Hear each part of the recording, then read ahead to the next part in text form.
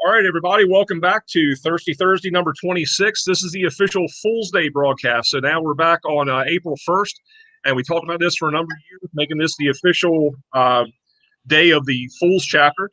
We're very happy to have with us tonight, not only, of course, Bobby McGee. Ben can't be with us tonight, actually. He's at a Dungeons & Dragons convention, I think, somewhere up in Winnipeg, I'm pretty sure, but he'll be joining us again next time. But we actually have some of the founding fathers of the Fools chapter, as well as the current president of Fools International. So with that, Bobby, I'm going to kick it over to you. We'll go around the horn to all you guys. If you give a brief introduction, and we'll get this kicked off. Thanks, Trevor. Welcome, everybody. This is really kind of an awesome experience for me. I think to talk about what the Fools means to me, being a member, I kind of got to talk about a little bit of my fire service history. So I started off as a volunteer firefighter here in the small state of Delaware. And I remember you had to have certain particular classes at the State Fire Academy to be able to wear an SCBA and go inside fires in my small fire department.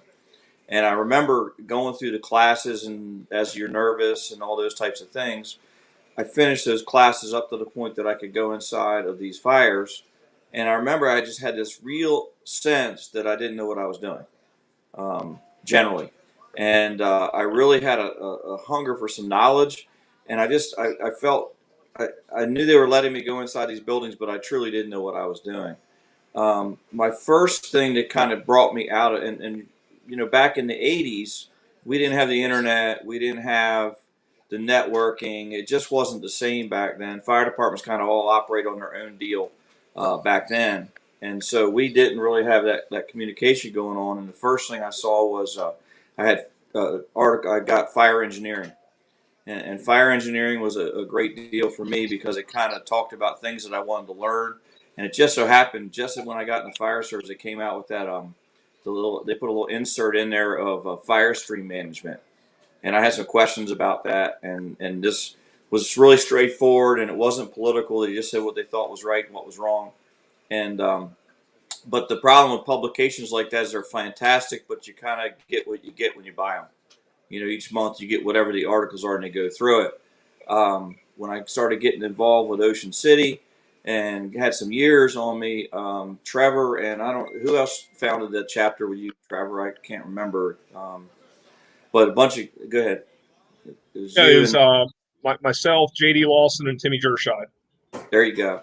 So I didn't know anything about the Fools, and they were founding a chapter, and I'm Irish, and they said they were doing firefighter training and social, which is perfect for an Irish guy like me. So I right away just jumped right into it. And I think the first thing I learned was what happens when you pull your coin out and what happens when you don't bring your coin with you and those types of things. And for that point on, the Fools, through our experiences with Wichita, which I was kind of late getting there too, was you could see the improvement that could happen to firefighters outside of that framework of their own fire departments, that we could get together as groups and get together. And you guys are responsible for that, and the Fools have a very large influence in who I am today and where I am today, and I owe it all to you guys. So I'm really looking forward to have this conversation and hearing what you all have to say about all this. This is just a great group, and for those of you guys that are watching it, don't know what this is, look it up. If you don't have a chapter in your area, these guys will certainly help you get a chapter in your area to kind of grow this thing and pass it along. But it's well worth being in, and it's been a great experience for me, and really helped me mold what I do today. So with that, I'll pass over to Ben if you want to do the intro, and we'll kind of go around the horn. Oh, I'm up. Well, yeah, my name is Ben Flegel, and I'm the president of the Fools International. And as you were talking, Bobby, I was just reflecting on the fact that I encountered the Fools for the first time, of all places. I was at the National Fire Academy for a course on fire communications, and there was a guy in the class that, at National Fire Academy, you have to wear polos and all the official clothing, and off duty there was a guy wearing a shirt that it was Charlotte Metro Fools, and I had no idea what the Fools were. but I was intrigued by the T-shirt, and I liked the guy a lot. Everything about him just commanded my respect. And I asked him what Charlotte Metro Fools was, and his reply was, "Wouldn't you like to know?" Not in an arrogant way, but in a way that indicated, if you want to know, you need to find out. And there was this thing called the internet back then, and I was getting to know it, and I immediately went to it and started trying to figure out what that acronym meant.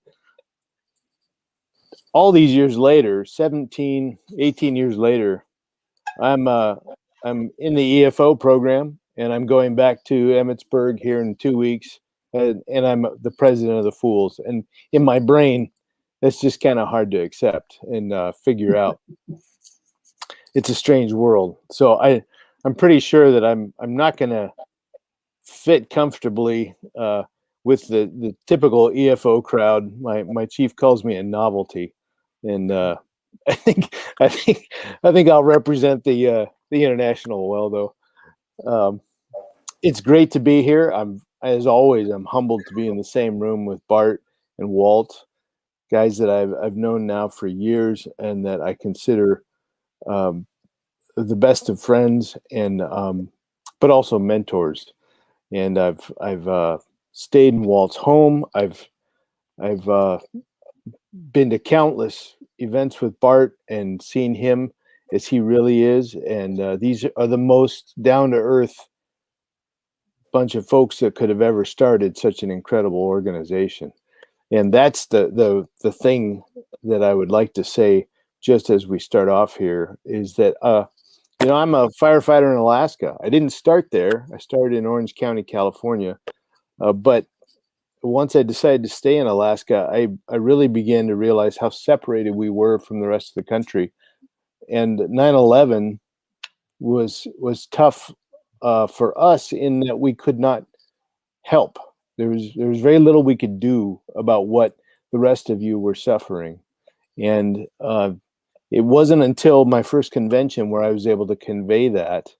And the Fool's response to me was to say that it doesn't matter how far away. The fact that you have come here to be with us, as Captain Dugan put it, to sit on the curb and knock back a glass of whiskey with him while he dealt with the things in his mind from that day. That was huge, and to be included in that and welcomed just on that premise, the fact that we're all equal in that we're willing to go down the dark hallway together. Those two eyes and that mask are all that counts. And so I've literally dedicated the rest of my career and my life to supporting this organization for that reason. And that's all I'll say about myself at the moment. But thanks for having me on. Absolutely, brother. Walt, if you don't mind, give a quick intro, and then we'll kick it over to Bart. Sounds good. It's kind of tough to follow Ben, but he did stay at our house. We were trying to rent it out, and best we could do was find this guy on the side of the road, looked cold and homeless. So we brought him back and let him stay with us for one of the giving conventions we had in Orlando. And he's got another room available to him if he wants to come down for the Orlando convention coming up. So, but my name is Walt Lewis. I'm a 25-year firefighter for the City of Orlando Fire Department, and currently at the rank of District Chief. And this is my little girl, Peyton. Hello, I'm doing my podcast. Yes, ma'am. Here you go. You can have it back. Thank you. Sorry for the interruption. So 25-year firefighter with Orlando Fire Department. And for 4 years prior, I worked at Palm Bay Fire Department with the next gentleman, Bart Simpson. And he was my training officer. And he was a pretty influential guy in our department. He brought in a lot of good progress, a lot of good tactics, a lot of good equipment, and was an unsung hero in that role. And then he moved on to a couple other places as I moved on to Orlando. And the fortune is we got the states close together in Central Florida. And through common friends, we were always hanging out and spending time together. And at one given point, we came up with the idea of creating this group called the Fools. And we'll get more into it in a little bit. But it too has been a blessing in my career, because there's times through your life that you're not as enthused as you used to be in doing certain things, whether it's playing hockey or working out or going to work.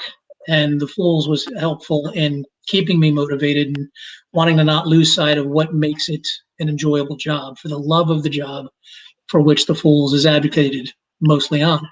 And um, I haven't been as influential as other members. I've had peaks and valleys in my life that made me more valuable or more available at different times. But Bart and I had shared some rough times together. And like you'd said, it's those two eyes in the mask that are willing to be there with you in those darkest of times or those most challenging times. But the fire service as a whole gives us problems that are emotional, mental, and physical challenges, and they give you limited information in a short amount of time to try and solve the problem. And I love that puzzle they give us that we have to put together and give it back to them better than the way they gave it to us. And to help be a better person to do that, there were very few outlets many years ago to help you achieve that mission with success. And the Fools is probably one of the best organizations that's really prospered that idea so that you can get to where you want to be as a firefighter. And for that, I'm very proud to be an infinitesimal amount. I'm going to use some Kenny Ireland words as we talk, because he's not able to be here tonight, and sometimes he creates some confusement with some of his adorations. And but he's up enjoying his anniversary in the mountains with his beautiful wife Michelle, and we got a couple other members that aren't here with us tonight, but they send best wishes. Mike Stallings being one, and Mike Gilbert as well. But I'm going to break off there because, as my wife jokes, I have a 44,000 word per day minimum. And I've been home with the kids all day, so I'm at like 4,000 right now. And you all have a lot to go with. Awesome. Thanks, Chief. John Bart Simpson, sir, if you would give us a little pedigree, and then we'll kick the show off.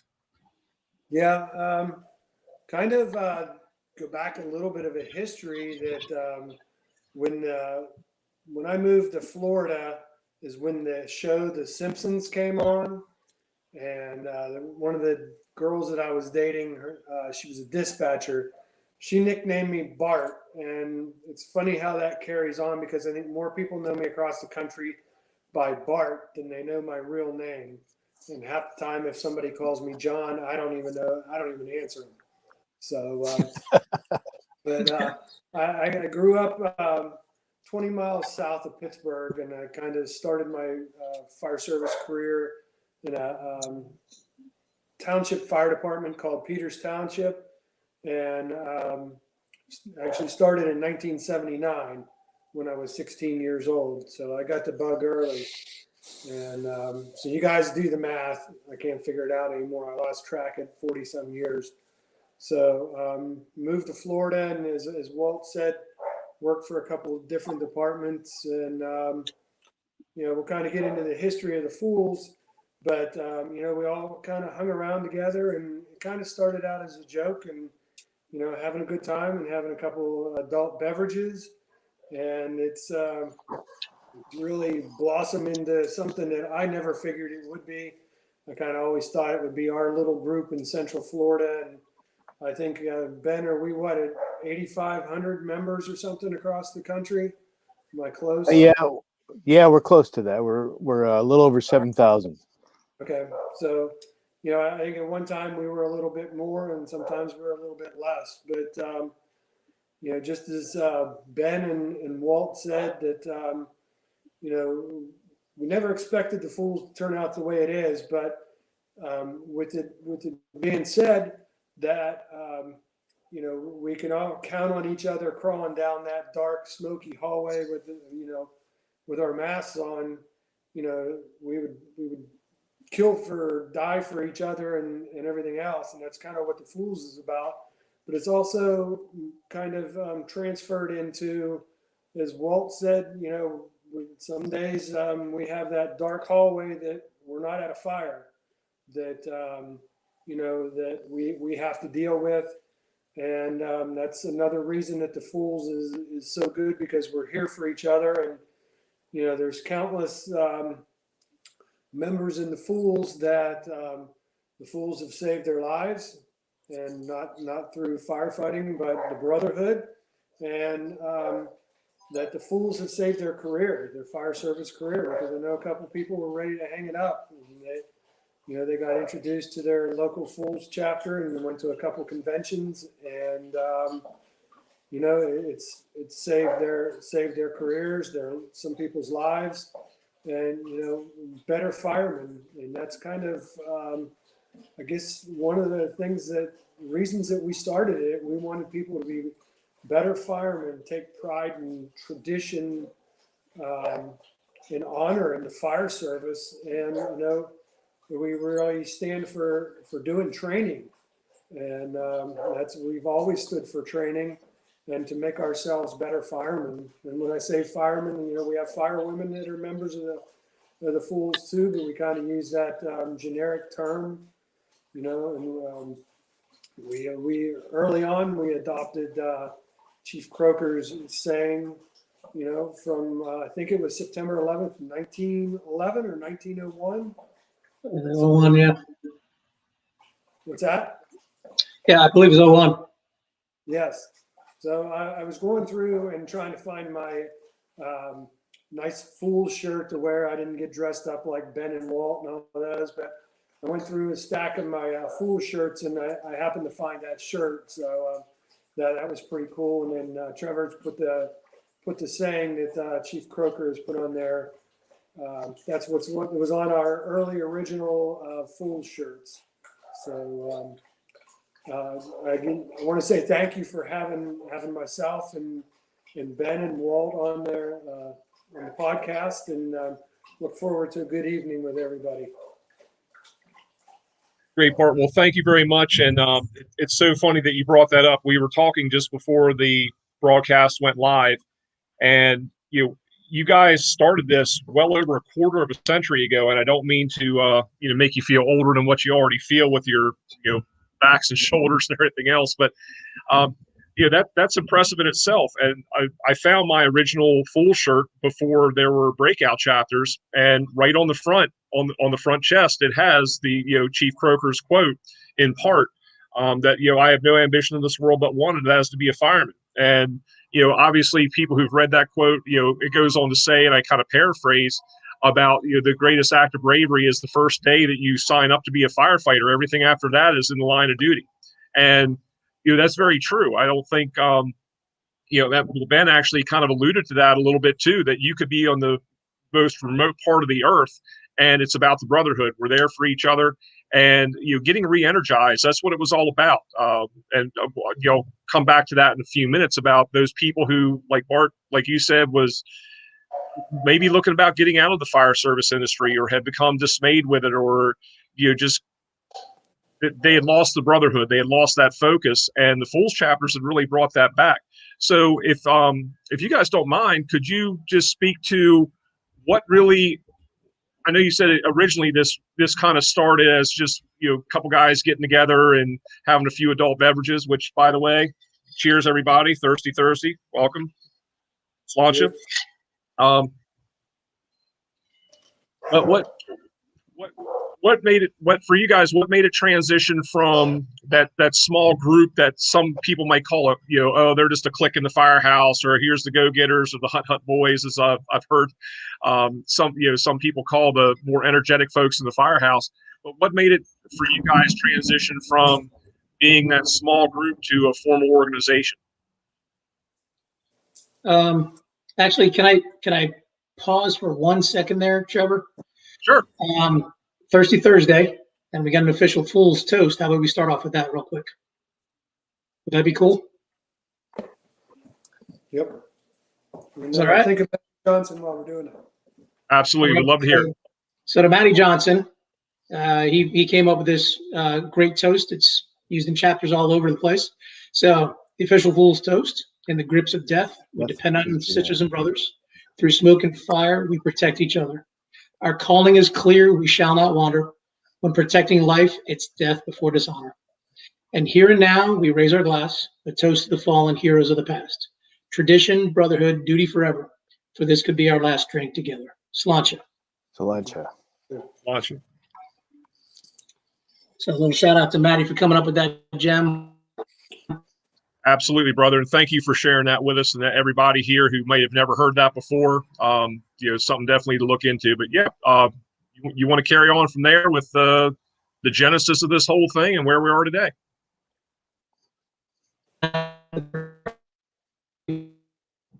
Somebody's breaking up. Yeah, I don't know who's talking. All right. Well, I'll kind of start. I don't know if it's Walt that's breaking up or, kind of the little history that the founders all ran around together. We all kind of seemed to have leather helmets and everything else. And if I remember correctly, we started out that, I think it was Mike Stallings that came out and goes, "Yeah, look at us. We're a bunch of fools." And then the acronym came down, and we wrote that down. And then I think it kind of progressed into the Orlando guys got a big group of guys together, and we used to go downtown Orlando. And then it kind of came as the joke of, "Oh, we're having a Fools convention in Orlando." And there was probably 30 or 40 of us at one time. I think the last one there, Walt. Yeah, it was quite a few. I mean, we'd amass you add beer and firefighters, we're gonna amass the numbers. But it wasn't uncommon for us to be called fools by the other 90%. I mean, we were the 10% that went to classes on our own, that went to training on our own, set up training for each other, talked fire stuff, advocated talking tactics and learning from other agencies, riding at FDNY, Chicago, Detroit, going to learn to see what the other people do that fight fire often and what can we do to make ourselves better. And we were admonished, you guys are a bunch of fools for spending your own money going to these classes. And then we heard this back when I was in Palm Bay days. So, you guys are a bunch of fools for going to, paying for these extra classes. You're never going to do that here. It's just, eventually it kind of stuck. It's like, let's wear it like a flag of honor. And Stallings, being the genius he is, he's like, Fraternal Order of Leatherheads. And the little bit of a joke that it actually stuck, and it makes total sense. And even at first when we started, the leather helmet was required, and we quickly had got rid of that because there's plenty of agencies that won't allow the leather helmet. It doesn't dissuade good firefighters from working there. So we abolished that idea, and then stuck with the idea of staying with the fools and being proof to it. And even early on, we got countered with, and I had to laugh. We talked earlier about Chad Cox and the Wichita Fools visiting there early on. They had a group that was countering the fools called the Loafs, the League of Average Firefighters. And if they could just put their powers to good, they would actually probably be a little bit better than what they were. But there's always somebody else that wants to cast a stone at you. And typically people that will criticize you are the ones that do the least. So we took it as a badge of honor and advocated from there on. And it just proved the concept that it's okay to be good at your job. It's okay to want to be good so you can go home to see your families, so you can be satisfied with the job performance you gave, and so that you can work to help promote others to be that good. Because if they're that good, you likely will go home from the bad events when they happen. And it may never in your career, or it might be the next call. But do you want to take the chance? We don't. We want to be good. So I love what it's become, and it's gone from there. Awesome. Thanks, Chief. Ben, I know that you as the current president, you have a lot of, you're standing on a lot of shoulders. You have some big shoes to fill, and you've done it very, very well. What are some of the challenges that you're facing right now? I know we've had COVID that's really hampered our abilities to meet, to train, to do a lot of things. So what are some things that you've done to try to keep this, great history of ours alive, which you've obviously done well, but what are some things that you've done and some of the challenges you've come up with? Yes. Well, really, we've been building on some of the things that we had started under Richie, because we have to keep in mind, I'm only the third president of the Fools, and we're a very young organization as far as fraternal organizations go, and we're coming into our own at a time when our society is rapidly changing. So even the word fraternal causes problems when dealing with some of the issues in the firehouse today. So some of the things that have come about is we have a very very high quality PowerPoint we've put together on the history of the Fools, because we began to realize that the time was passing and people didn't know who the founders were, and that's actually a very big deal to the e-board, that people would not know who our founders were.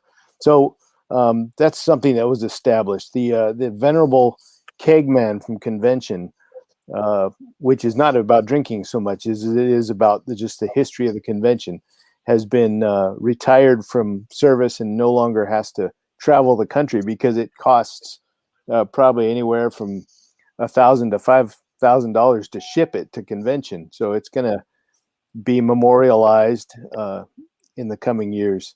We've created a podcast to communicate with our presidents, to the general membership as well, but our target is the presidents, to help them with some of the administrative challenges that come with maintaining a chapter. And we're taking on texting, I don't even know what to call it, new technology. We're grappling with it because we're competing with communication styles that are so intense. Getting your message through is very difficult, which, Trevor, I'm sure you're finding is an aspect of what you're doing here. You're competing with so many podcasts and so many webcasts that how do you stand out to be heard?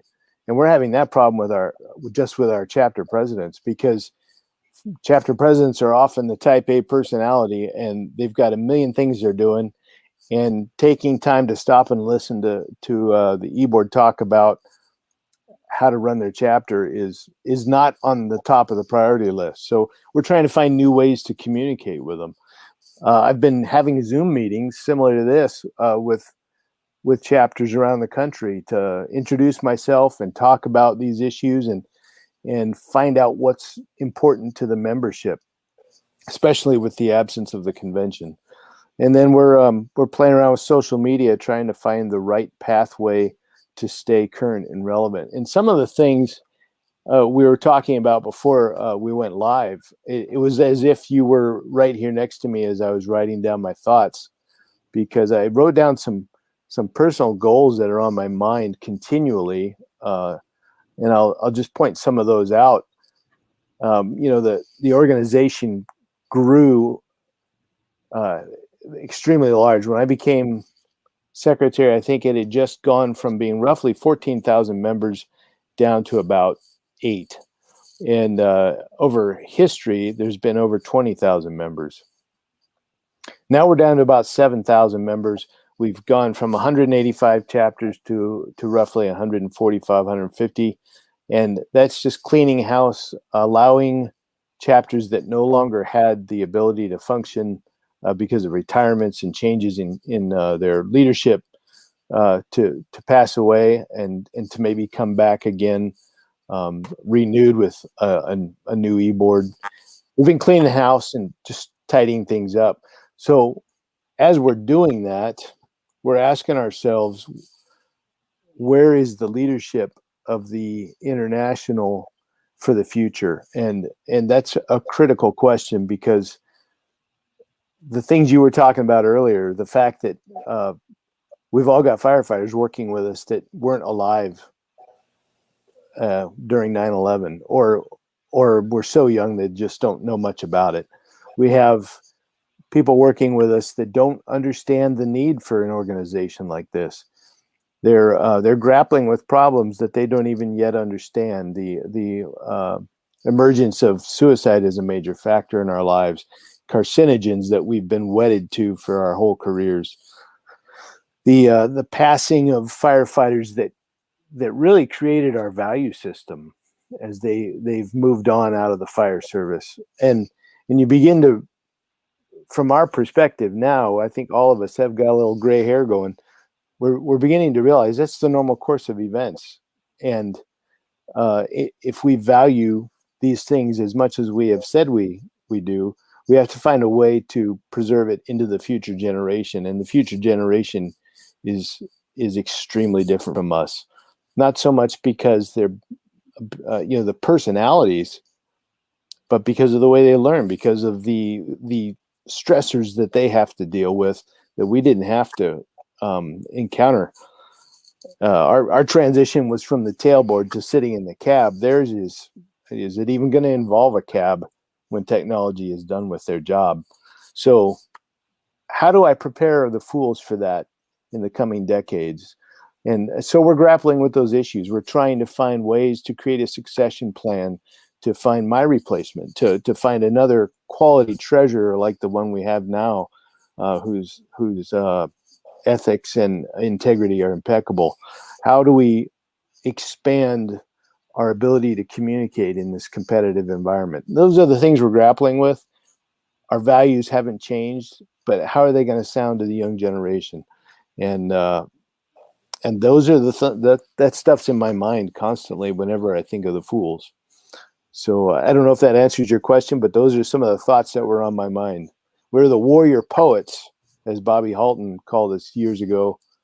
We're the warrior poets of the fire service, and we're committed to that role. And I think it's a very valid role. And it's a matter of finding the right people to step up and take over for us when the time comes. Absolutely, Ben. Thanks for sharing that with us. And truer words probably haven't been said. We look at what we can do as leaders, and we always want to have the self gratification of seeing the results of what we're doing in the industry. And for these, some of the other guys on the screen right now who started this over a quarter century ago, and not even imagining it could be where it is today. We have to look at the influence that we actually have on people, whether intended or not. And that level of leadership, whether you're a positional leader or whether you just happen to be somebody in a position of authority, or even a senior guy or somebody with a good idea. And I go back even to the history of the Ocean City chapter, which I had the privilege of being one of the president of that chapter for a while as well. And we were the first breakout chapter of the Fools International. We had met some of the guys. I remember back in '97. And I wish I could remember which one, probably a little hazy at the bar, but you're meeting these guys and, oh, wow, this is a cool thing these Central Florida guys have going on. It's really about the brotherhood. And we had something similar in Ocean City where the North End guys in the city, we were the ones who were out training and, oh, who the hell do you guys think you are? And we were getting just slammed constantly for being go-getters and going to classes and doing things that weren't mandated. And, we were those guys. And we actually, like Walt was saying, we took it as a badge of honor, and I guess the FCC will give me one, but this one of our senior people in the department at that time called us a bunch of North End dickheads, and so he said, "Oh yeah, that North End dickhead club up there at 74th Street." Well, we loved it, so we had T-shirts made with any DHC, and so we kind of grabbed that and we were proud of that. We were proud to be called that. And so instead of being a slam, we're like, yeah, we are those guys, because we're the ones that were out throwing ladders at 3 o'clock in the morning. If we didn't feel that we did a good job on that last call, we were only as good as that last call, we were doing that.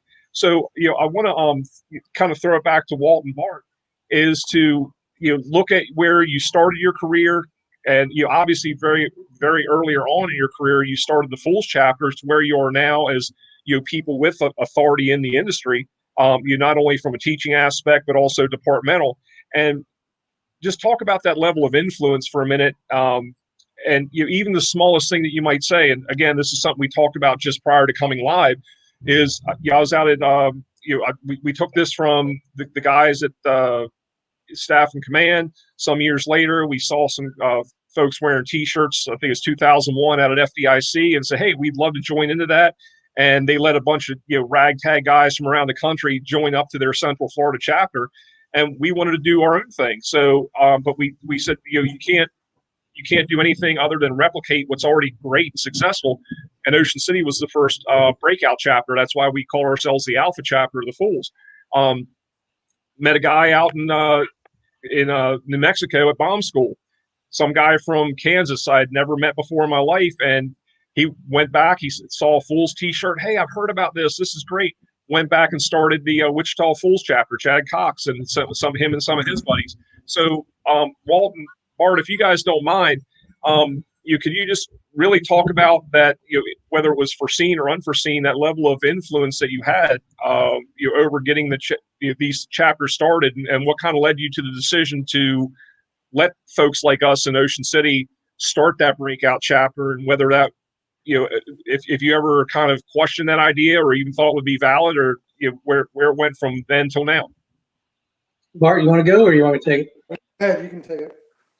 So we just put a name to something that was already there. I mean, guys loved the business before we showed up, and they'll love it after we're gone. So, you wouldn't have changed Trevor Stedman's interest in the business and enthusiasm of performing better on the next call. We just came up with a nickname or moniker, and it stuck. And then with that, we were all able to identify to the one thing rather than the lots of things that we each did as individuals or smaller groups and smaller factions.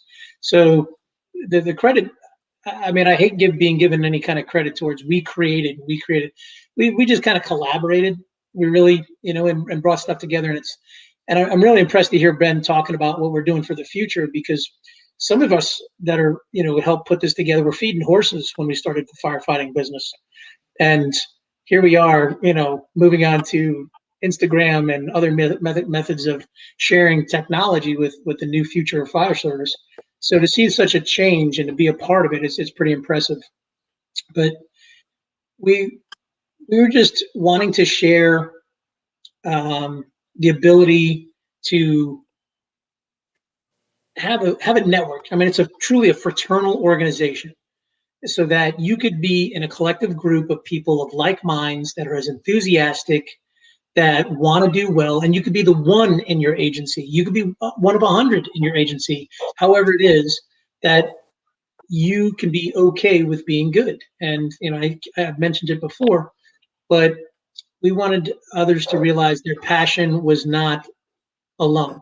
So by creating this and advocating it, other people sprouting up around the country at one given point. You'd mentioned that the Alpha chapter came about because we couldn't be everywhere to talk to guys and help share the ideas and spread the word. So when you guys brought up the idea of creating the breakout chapter, the lights went on. Of course, that's a great idea. And then other chapters started sprouting, and it's just easier to back off and let everybody manage locally and us be able to work with.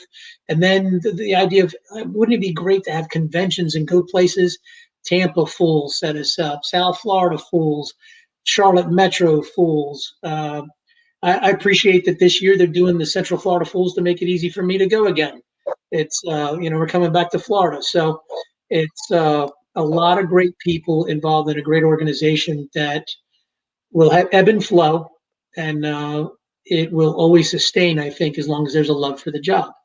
But it is up to us to share the mission and share the words so that we can help encourage others that maybe feel admonished or don't get the support where they live, that it's okay to be good at their job, but they can by being a part of this organization.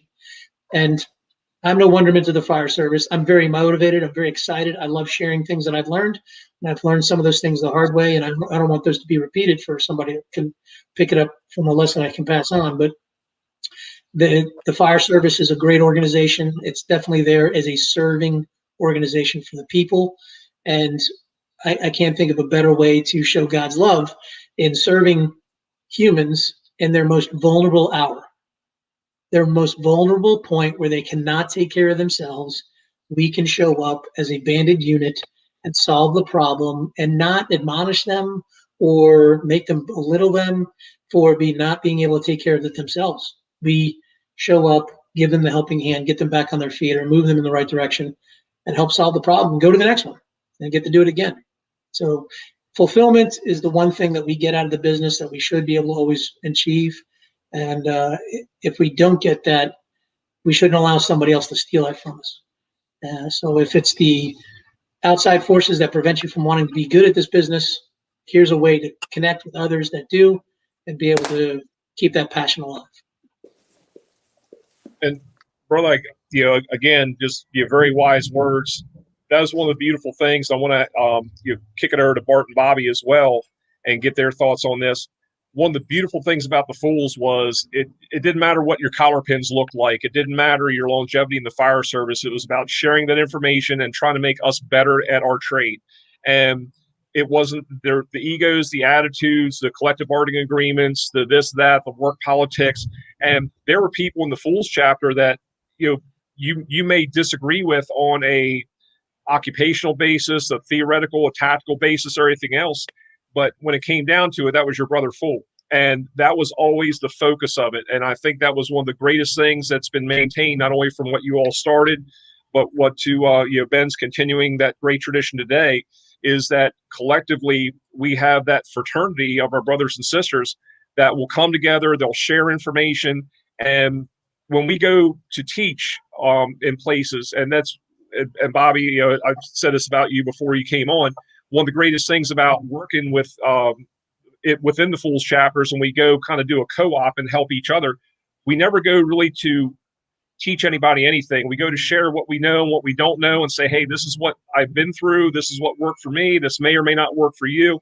But it's all about that brotherhood and sisterhood in the fire service. So, Bobby and Bart, I know you guys feel definitely the same way, and Bobby, especially from a training perspective. What are some of the things that you're looking at from not only previous but going forward that we can apply some of these standards that have been tried and true, especially in a day or in today's fire service, where it becomes a little bit more challenging, where sometimes that brotherhood and that thought process is getting a little bit lost? So if I just throw in a little kind of a history, I think that the pivotal moment in the Fools was at FDIC. Most of us remember we decided we were going to have a little get together in the basement of, I want to say the Radisson, but that's not the right hotel. But I happened to stumble upon the picture because there's a lot of friendly faces, and some of those guys are with us and some still are not with us. But I think that was a pivotal moment. I know for me that we filled up this room. We had a bunch of firemen together. We were having a good time. We were talking brotherhood, talking about the job. And,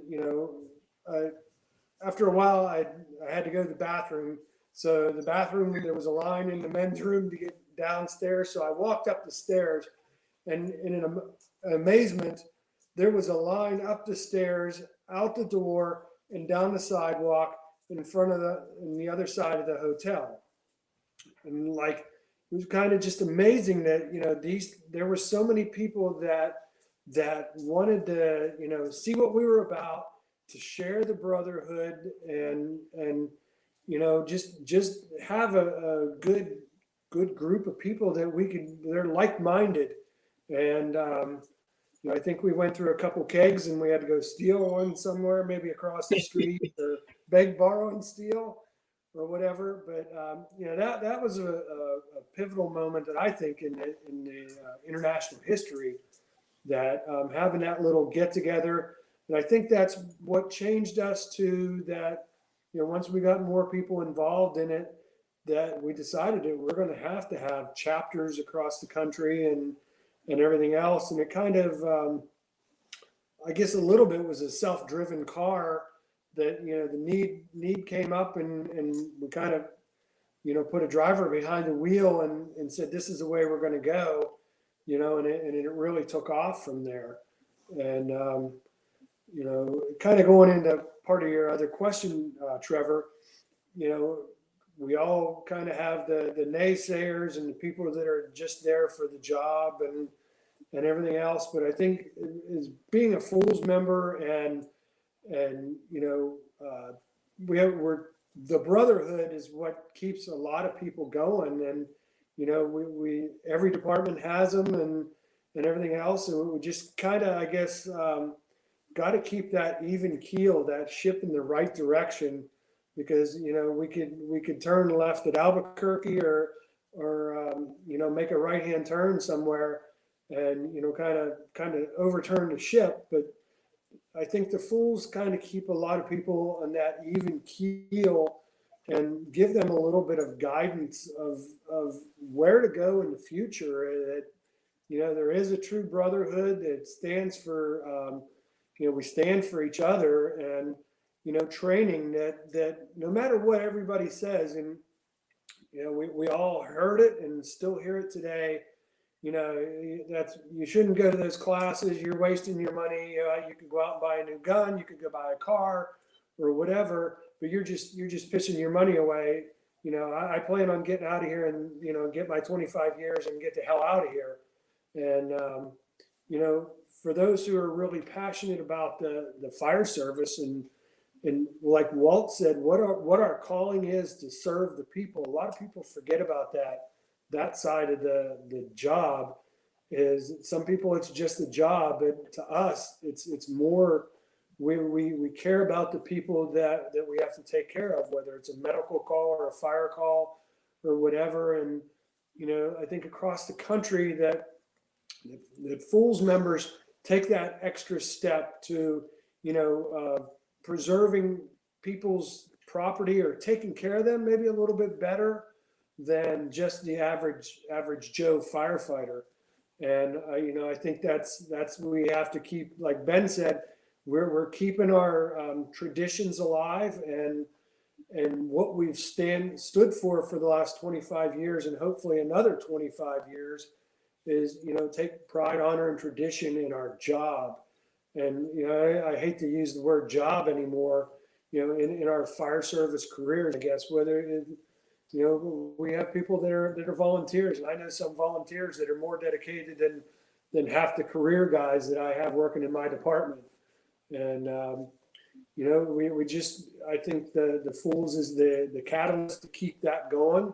And as we get older, hopefully that we're passing that information on and passing the foundation of the Fools on to them to make them better firemen. And the ultimate goal is, for us to come home safely and to take care of the people that we're sworn to serve. So. Absolutely, brother. And Bobby, I'm gonna kick it over to you real quick. One of the things I always thought about when I went to any of the Fools, whether it was hot classes or even just meeting out in Indianapolis, you might see each other once a year, but these are the people that it's like you just saw them yesterday. They're your brothers and sisters, and you laugh together, you cry together, you party together, you pray together. I mean, it's just that's what it's all about. And I always said that those events were my shot of redemption, my re-energizing in the fire service every year, because you get these places, whether it's FDIC with 30 to 50,000 participants or a small hands-on training conference with 30 guys, then you're like, wow, this is what it's all about. Because now there's all these people who think like I do, have the same passion, the same outlook, and have the same belief, not only in what we do, but why we do what we do and that level of service. And Bobby, I know you're really big on that as well, about not looking so much internally at what our needs are, in the fire service, but also for the people we serve. So, if you don't mind, Bobby, could you take it for a couple seconds and give us your thoughts on that part? Yeah, sure. I think Ben talked about it earlier. He said, we have this competition of podcasts and webcasts and all these types of things out here. I think Trevor and we welcome it all. We think, if you watch this show and you get something out, that's fantastic. And if someone else puts something out there, we think that's great too. And there's a lot of really good ones out there. So it lends us to think, why the Fools? For all the people watching, thinking about it, why have a chapter here? Why do this? And so with over 33 years of experience, what I can tell them is that, organizations, Ben was talking about the ups and downs, and I think Walt and Bart were both talking about ups and downs of the Fools. The membership goes up, the membership goes down. Well, every organization that we work for, we volunteer for, they have ups and downs too. And sometimes there's budget constraints and they can't have training anymore. And sometimes the leadership isn't quite what a really motivated firefighter would want to have, but they're working there or they're volunteering there or whatever. As a member of the IFF, it kind of links us together at some level, but there's a lot of other things going on that the IFF worries about that has really nothing to do with training. And then that would leave out our volunteer brothers and sisters and those that don't have actual IFF chapters. So this is where the Fools fits in, is no matter where you are in your agency, you don't have enough money to have good training, you don't have the right facilities to have good training, you don't have the leadership to give you good training. Here the Fools sits and says, listen, network with us, we'll go out there. I mean, I don't hold a candle to Wichita. Wichita, those guys spend a lot of their own money going all over the place teaching under the banner of the Fools. I mean, I think they've gone as far as how far, Trevor? I mean, probably, I don't know, the southeast of the U.S., all over the place. And so, what I see the Fools group as is a simple way to get your guys together that want to get really good quality training and have really great people to network with. So that's really kind of where I see the Fools at, because you know the fellowship, the having beers together is really a fantastic time, and we're really good at that. But man, there's nothing better than having a 3 hour or a 6 hour training class and then having happy hour. It just is so much more accomplishing for the dedicated firefighters in our group. The Fools is the one group I think that can meet those expectations. Now, as chapters, we sometimes fall short of providing what we probably should provide to the members around us, and we have to work on that. Do some soul searching ourselves. As I listen to you guys talk, I started thinking about that a little bit. So, we're really not doing. And when I say we, I should talk about me, because probably other guys in my organization are trying harder than I am. But we should really start reaching out post COVID. We need to put this. We need to put the shambles back together. It's not our fault. It is what it is. We just haven't been able to train, so we've been doing lots of Zoom and stuff like that. But Zoom doesn't hold a candle to hands-on. Putting your hands on a Halligan bar, to pulling a hand line, doing those types of things. And as an Irish guy, afterwards having a cup of cold drinks with them guys is just like, it's my heaven. And so those guys looking around, there's all kinds of things going on, but this is the one group. If you're a volunteer, if you work in a fire department that's not union, if you're union, if you don't have leadership, this is a group where these guys come together. It all started in Florida, and they come together and say, hey, we'll give you some ideas. We'll give you some ways. And if it's just one person out of that fire department gets something out of it, that's great. So that's kind of my thought process with the Fools. And the brotherhood is very big. I mean, when my mother died, I'll never forget the whole group of, I think, 50 or 60 guys in Ocean City in the convention. I was the day before her funeral, or maybe the day of her funeral. They all cheered my mom. And that is the crux of the Fools. I mean, we've worked with the National Fallen Firefighters. We've worked with a lot of really fantastic other groups out there to provide training, and this is the group that does it. So thank you guys for starting this thing. Thank you, Ben, for leading this thing. I can give you nothing but a bunch of love, brotherhood, and appreciation for what you all have created. And now it's our jobs individually to make this thing bigger and better and a better quality deal. So thanks, Trevor. Appreciate it. Absolutely, Bobby, and thank you. I've had the privilege of not only working with Bobby, but actually traveling around the country with him. And love you to death, brother. But I tell you what, you wear me out, I got to say. But Ben, real quick, I want to kick it back over to you, and we're going to start having to wind down here in a few minutes.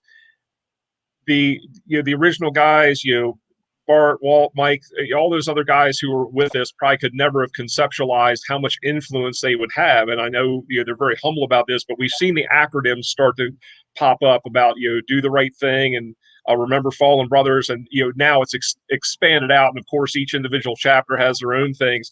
But what are some of the meanings? Not so much phonetically or directly with them, but when we talk about some of these acronyms that we put on ourselves just as daily reminders, and that ability to kind of whisper good counsel to each other, that if we start kind of getting off path a little bit and say, hey man, DTRT, RFB.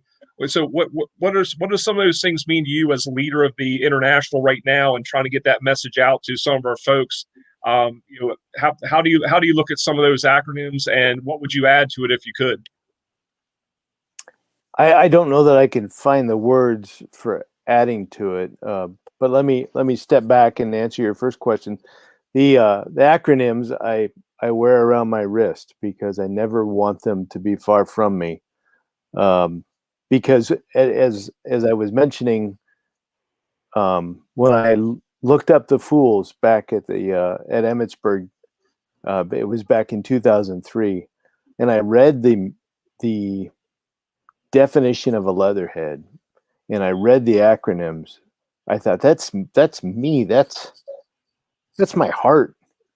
I get choked up about it even now. Every time I talk about it, as I read that, I just realized this organization is describing my heart.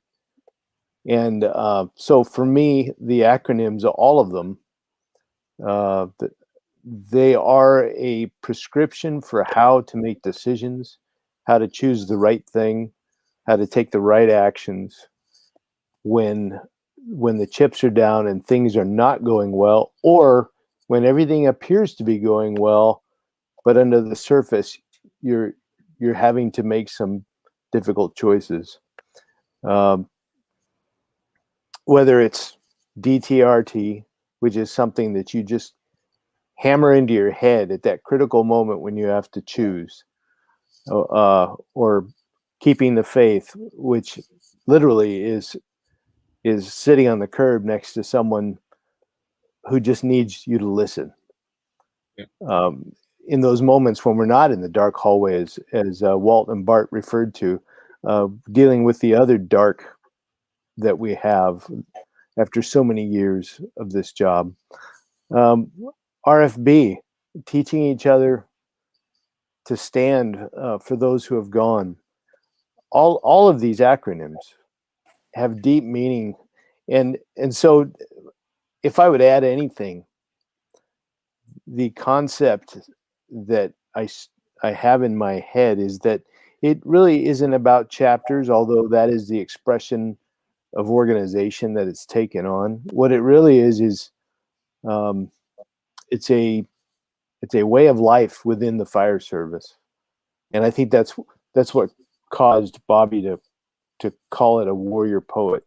Is we're living full tilt these values that the fire service professes, and trying to make it as real as possible within our own performance of the career. And I don't know that there are words for that adequately express it. I'm like Walt, I'm a deeply faithful person. God is with me at all times, and I am blessed to pursue this career that focuses on life saving, which is something that God invented. But the danger of being so passionate about the Fools is that it is almost a religion that could displace the true religion that I observe in my soul. So,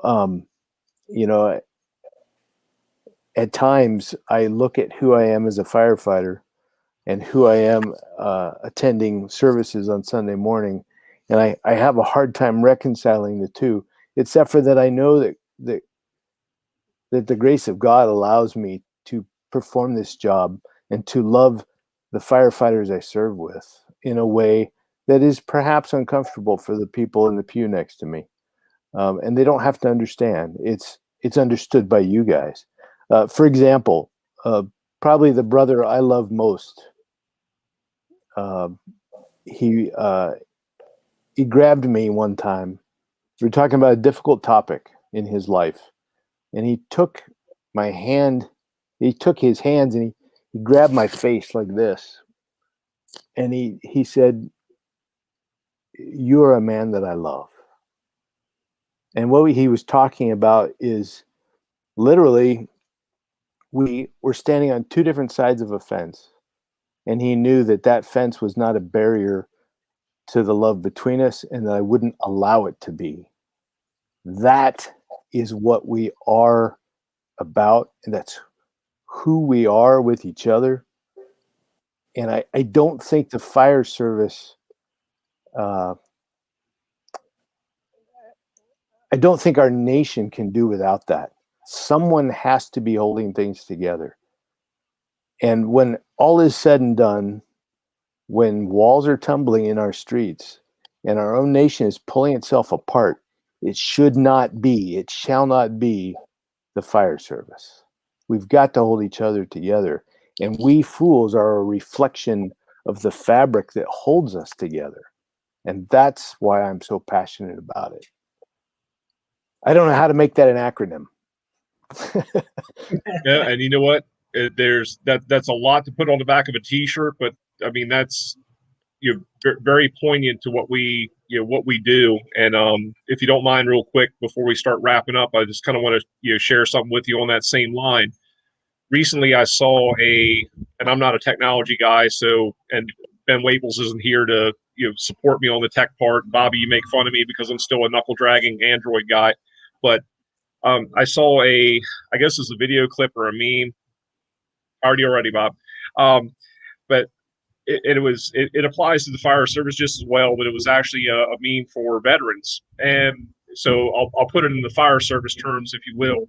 But if you imagine a firefighter who's fallen through a floor and is trapped in a basement, and they're alone, they're in despair, they need help.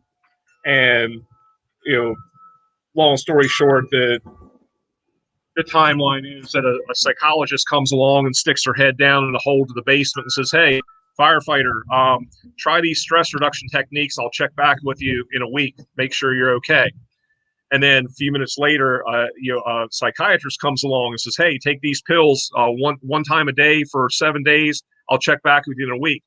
And then a little bit later on, a firefighter comes by, only from training, networking, but we believe in what we do, not only as an organization, but as a duty and a calling, and we want to be better at everything that we do. So, I can't really express my appreciation for not only what I started back in the early to mid '90s and where you've taken it today, Ben, but we've gotten to a point now where we need to pass this along to some of this newer generation who's actually really hungry for some of these things. And again, and I had one recently who probably left about 3 years ago, and he's got a captain he works for. He said, "Captain's a great guy, but the captain knows what he knows and doesn't want to know anything other than that." And he feels stuck. He feels like he can't progress. Bobby, I used you as the example. I said, my brother Bobby, he's the guy that if he's the only one out on the side of the fire station, throwing ladders, pulling lines, rigging a Z-rig, whatever the case is, he's going to go out and do it. I said, be that guy, because it might not pay off today, tomorrow, next week, next month. You will be the go-to guy. There'll be the people that they look to you and say, "Wow, this guy's about the job." You're at a temporary plateau. Don't let it discourage you. As much as it sucks right now, do the right thing. Stay the course. Remember the fallen brothers. Remember the people that were behind you. And so, those are all the things that's not something that I came up with in my mind. Those were things that were really ingrained in me from my membership and my affiliation with the Fools chapters. And again, thank you very much, Walt, Bart, and the rest of you guys. But we're at about 7 minutes after the hour, and I want to go ahead and go around the horn one more time, see if you guys have any closing thoughts. So with that, Bobby, let me start with you, and then we'll kick it off to our guests and have them wind up, and we'll get out of here. I won't take very long. Thank you very much, guys, for coming on. It's a pleasure meeting you. I'm sure we'll meet again somewhere and have a nice cold, toasty beverage. I think that this organization is great. Is there a way to share how to get in touch with these guys? They want to do a chapter or something, Trevor, before we leave. But I just want to say thank you to you guys, and search up the Fools if we can't find it. And it'll be on our website, right, Trevor? He don't know. We'll talk to Ben. I'll tell Ben to put it on the website. How about that? But thank you, guys. I appreciate it.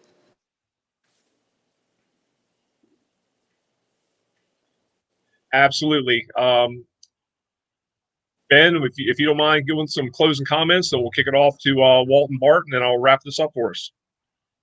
I think I've said quite enough tonight, but anyone wanting to start a chapter can come to our website. We also have an Instagram account. We've got a Twitter account. You can find us in all those formats. We have a podcast now on iTunes and through, I think it's Google. It's a Buzzsprout product, and we're always reaching out, and we're quick to guide people in the way to establish a chapter and get something going in their community. But the website is the first place to go, foolsinternational.com. And I am so thankful and honored to have been here with these these stellar brothers that I truly dearly love. And thanks for including me. And with that, I'm done.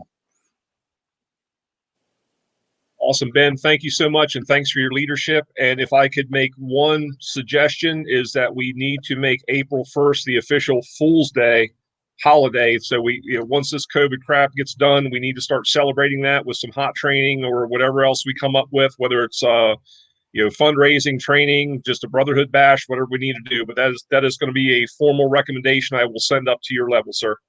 I like that idea. Go ahead and send it. I'll run it out. All right, it's coming to you hot. All right, Bart, take us out of here. Give us some closing thoughts. Again, thanks for having us on. And I always enjoy talking about, the Fools, the brotherhood, and what we're all about. And just for the younger guys that look into what the Fools is, and we need people to carry on our tradition and the pride and continue training. And we all have those dark moments in our career, and just like Trevor said, that it might not seem like it pays off right now, but down the road it will always pay off. And be true to the brotherhood, and take care of each other, and long live the Fools. Absolutely, brother. Walt, you're up. All right, just making sure I was still on. I sent Ben a message to make sure for me there. So there were a couple of guests that couldn't be here tonight, part of the Fools Executive Board Emeritus, so the International Board. So Mike Stallings, Mike Gilbert, Tommy Redmond, Ken Ireland, and then a couple other names that were very instrumental in getting our organization off the ground and putting it in the right slots and making it happen like they did. Dick and Ellen Brown. Ellen was tremendous in helping organize the organization. So they certainly deserve some mention and shout out, and hope they're doing well in Tennessee. And also a very instrumental person that really helped us get some strong perspective and really advocate training and give us a solid name was Mike Dugan. Captain Dugan, Ladder 123, New York, retired, and just some solid individuals. And there's so many more to name. Of course, Ben mentioned he's the third president. Amongst the executive board, the presidency passed around. Mike Gilbert and Mike Stallings were presidents at given times, but also Eric DePoto was one of our first presidents outside of the executive board, and then Richie Stack, and then now Ben Flegel. And each have done great jobs helping carry on an organization that is truly a fraternity to help anyone. And the mission is to help anyone that wants to be a good firefighter be better. So it's something that's I'm very proud to be a part of, and I love the connectivity and the ability to communicate like this. So for that, thank you very much for allowing us to share the message and be a part of this. It has put us in places where I couldn't be more proud to be a part of. Absolutely, Chief. Thank you very much. And with that, we're going to go ahead and wrap. Oh, go ahead. Call me Chief. Call me Walt. I know. I was trying to show that. I was going to put out a silver alert for you when you went off the screen a little while ago, but you came back, so I'm happy now. But guys, just want to say thank you very, very much for coming and joining us tonight.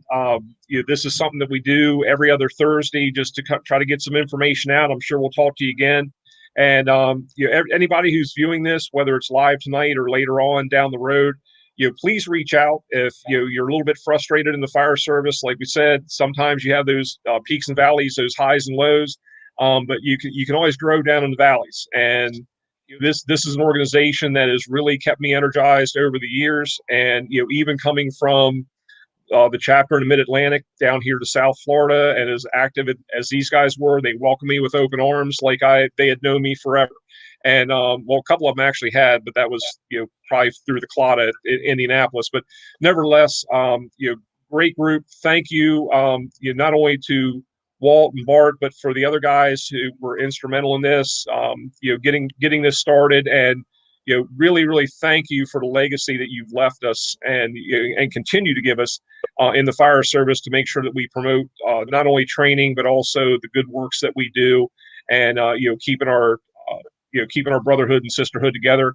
Ben, thank you for carrying the torch, and as always, and going forward with this organization. And I look forward to this prospering for many years to come. Bobby, love you, brother. So cheers, everybody, and please join us 2 Thursdays from now. We'll throw the topic out to you.